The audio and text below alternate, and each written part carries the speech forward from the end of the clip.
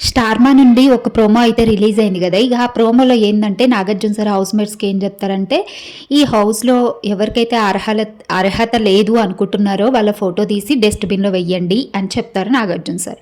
ఇక్కడ నాకు అర్థం కాని విషయం ఏంటంటే, ఇక్కడ భరణి కానీ తనుజ, ఇమాన్యుల్, రీతు వీళ్ళు నిన్న ఏం చెప్పారు నాగార్జున సారు, సంజన గారు వాడిన బ్యాడ్ వర్డ్స్కి ఆమెను హౌస్లో ఉంచాలా పంపించాలా అనే బాధ్యత మీ పైన వదిలేస్తున్నా, మీ ఇష్టం అని చెప్పేసి అన్నప్పుడు వీళ్ళందరూ ఆలోచించుకొని మాకేం ప్రాబ్లం లేదు సార్ హౌస్లో ఉంటే అని చెప్పిన వాళ్ళు ఈరోజు భరణి గారు కానీ తనుజ కానీ ఇమాన్యుల్ కానీ వీళ్ళ ముగ్గురు అక్కడ సంజన ఫోటోని, రీతు కూడా సంజన ఫోటోని తీసుకొని ఈమె వల్ల మాకు ప్రాబ్లం అవుతుంది, ఏంటి తనుజ ఏం చెప్తుందంటే ఈమె ఏం మాట్లాడుతుందో అర్థం కాదు, ఎవరన్నా కోపంగా మాట్లాడితే ఈమె కోపంగా మాట్లాడాలి అనేసి చూస్తుంది అని చెప్పేసి తనుజ అంటది.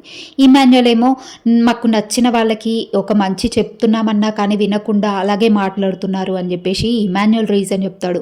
ఇంకా భరణి కూడా ఆమె మాట్లాడే వర్డ్స్ నచ్చట్లేదు అని చెప్పేసి భరణి గారు చెప్తారు.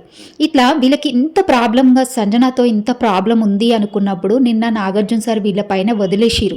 అప్పుడు వీళ్ళు ఏం చేసిరు, వీళ్ళు ఒక డిసిషన్ తీసుకొని సార్ మాకు ప్రాబ్లం అవుతుంది, ఈమె మారదు, ఈమె ఇలాగే ఉంటుంది అని చెప్పేసి హౌస్లోంచి పంపించవచ్చు కదా, వీళ్ళకి మొత్తం వదిలేసిరు కదా. మరి అప్పుడు పంపించిన వాళ్ళు ఈరోజు మళ్ళీ ఈమె వల్ల ప్రాబ్లం అవుతుంది, ఈమె ఇలా మాట్లాడుతుంది అని చెప్పేసి సంజన పేరే తీసుకొని డస్ట్బిన్లో వేస్తారు. ఇక ఇది ఎంతవరకు కరెక్టు, అసలు మీకన్నా అర్థమైందా, వీళ్ళందరూ ఏమన్నా సేఫ్ గేమ్ ఆడుతున్నారా అర్థం కావట్లేదు, ఇంకా మనసులో ఉన్న మాట చెప్తున్నారా ఫ్రాంక్గా అనేది కూడా అర్థం కావట్లేదు.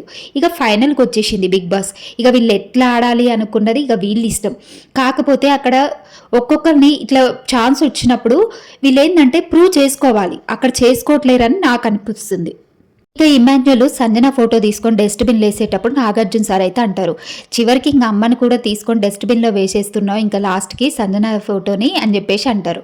ఇక అప్పుడన్నా అర్థం కాలేదా, సరే నిన్న ప్రాబ్లం లేదు అన్న వాళ్ళు ఈరోజు ఆమె గురించి ఎందుకు ప్రాబ్లం వస్తుంది వీళ్ళకి, ఇక ఆమెనైతే టార్గెట్ చేసిరేమో ఈరోజు అని నాకు అనిపించింది. హౌస్ మేట్స్ అన్న ఒక్క పేరు తీసుకుంటే అంతే, ఇక వెనక నుంచి అందరికి అదే పేరు తీసుకుంటారు.